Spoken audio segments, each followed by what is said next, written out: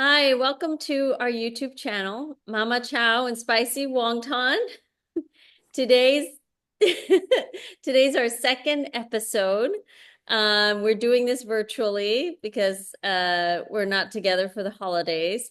And this new episode, we will shift gears a little bit and talk about my mother's personal experience immigrating to the United States for college, and her experience specifically working in the US while in college during the summers in New York City, and her impression of New York City a little bit during that time in the 1970s, which was a very gritty time in New York. There was a lot of crime.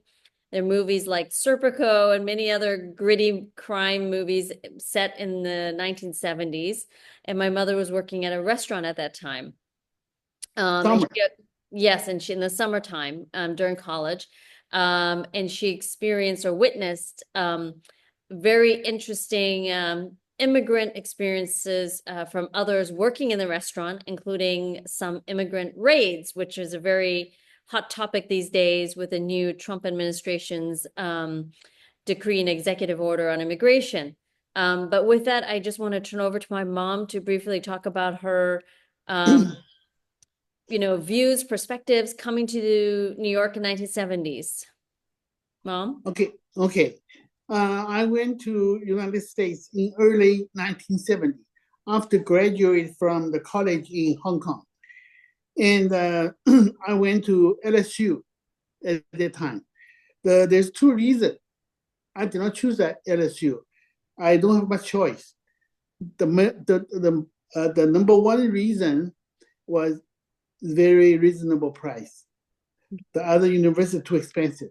The second reason is that I had a cousin study in LSU, so at least I have somebody I know in US. And in the summertime, we as foreign students, everybody wants to look for a job during summertime.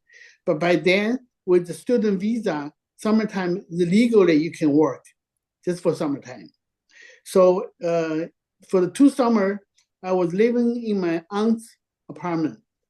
Her apartment 1 block away from Columbia University because her husband, my uncle, was getting a PhD degree from Columbia University as physiology. He was a priest by then.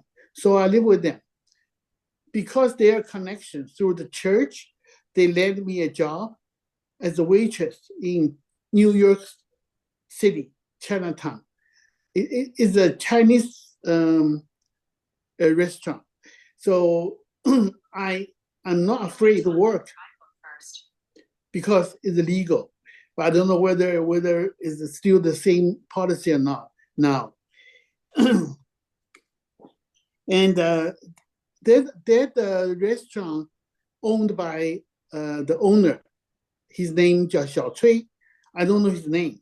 When everybody calls Xiao Cui, he called me Xiao Mei. So I was that's it. The nickname Xiao means small, and then small. Cui was Cui last name. His his last last name is name. Cui. Yeah. They call me Xiao Mei, little sister. I was so young. Now it's so old. But it doesn't matter. Okay. So wait, Mom, before you continue, let me just briefly give context here. When you were there in the 1970s, in New York at that time, that's when there were nearly 5 million immigrants that came to the United States during the 1970s. And according to, data, that is actually the greatest influx of people in the US since the 1920s, up until that time. And mostly because there was a huge change in the US immigration system. In 1965, there was an Immigration Act known as the Hart-Celler Act that abolished national origins in the Immigration Act of 1924. So it allowed relatives of US citizens to basically sponsor, bring in immigrants into the country for the first time. And also during this time, there was a huge influx of immigrants, especially from Asia, but also South Central America. And also during this time, specifically, my mom's talking about the early 1970s, there was also a huge numbers of illegal immigrants that were basically removed from the country, and it jumped by 91% from 1968 to 1971, which is around the time my mother was working in the restaurant in New York City. Okay, this Xiao Chui, he was himself an illegal uh, immigrant. He jumped the ship from Taiwan. The ship he's from Taiwan. He jumped the ship during the month of February, which is below zero. So he swam on board to New York. The next step is how to be a legal resident. So the only way by then is through the fake marriage to a Puerto Rican woman. So they have to pay the attorney, pay the Puerto Rico woman. Mm-hmm. So he got his green card, but through the interview by immigration officer, it was so funny. He told everybody, he's so proud, that's the interview. And the interview questions about only close relatives know, like what is the color of your drapery, what dinner you had, what kind of color is your underwear, all those very personal questions. But he got it through, so he got a green card. So he opened up this restaurant, Chinese restaurant. The worker in the restaurant, they're all illegal. So I remember clearly one day the two immigration officers rushing to the restaurant, search for the illegal worker. And one of the chefs cooking, the chef escaped, run. So he did not see the immigrant officer. The another one was in the restaurant. You know where he hid? He hid between the huge freezer and the wall. He just standing, squeeze himself in between. So I was kind of scared. I'm not scared for myself. I just scared for him. He was not found. They did not find him. So both these two guys were safe that day. But later, I have no idea. I have no idea. But you were working there legally as a student. Yeah, It was just a summer job for you. Summer job. We're okay. The students okay. So that's a personal experience I see. There's many illegal immigrants in the Chinatown as Yeah. waiter, waitress. Well, a lot of restaurants, I'm sure, employ illegal immigrants, not just Chinese. I mean, I think Yeah. it's pretty widely known. But you also had a story about the owner when he was leaving the restaurant every evening because crime was so bad in New York in the Yes. 1970s. What did he Yeah. do? Okay. He lives in Brooklyn, not far Yeah. from Chinatown. Because every day, when he closed the restaurant, it's about 10 o'clock. The bank closed. So he cannot get cash deposit to the bank. Yeah. So he has to carry all those cash back to the house. So you know what he did? He wears the jeans or pants so tight, he can hardly put his hands into the pocket. So in order to avoid if burglar was to grab his money, he had to fight. At least you have to fight, right? He has fighting spirit. Because besides protect his money, is another time. Such a daring person. He was cooking in the basement, and he was cooking the hot oil, the red pepper oil. The oil was put out. The two way: either you let the fire burn, or you use your hand to turn off the fire. He just used his hand to turn off. He had a whole hand ruined. Got So burned. he went to the hospital. Yeah, he's a very daring person. So no wonder he can swim during the February of And the he book. did the tight pants so that people couldn't rob him and No, easily say pick his pockets, yeah. right? So you put all the money in his But he only right. fight with those people once. Yeah. He had to fight with it. And Yeah. then so you know going along with this immigration theme, when you also after you married dad and you guys were in Iowa where I was, born, you also had your own experience with the US immigration system. And that led to, a critical decision you had to make about your own status in the United States, right? Do you want to talk about Yes. I after I graduate, I landed a H2 visa, which is a working visa. So I was teaching in Minnesota.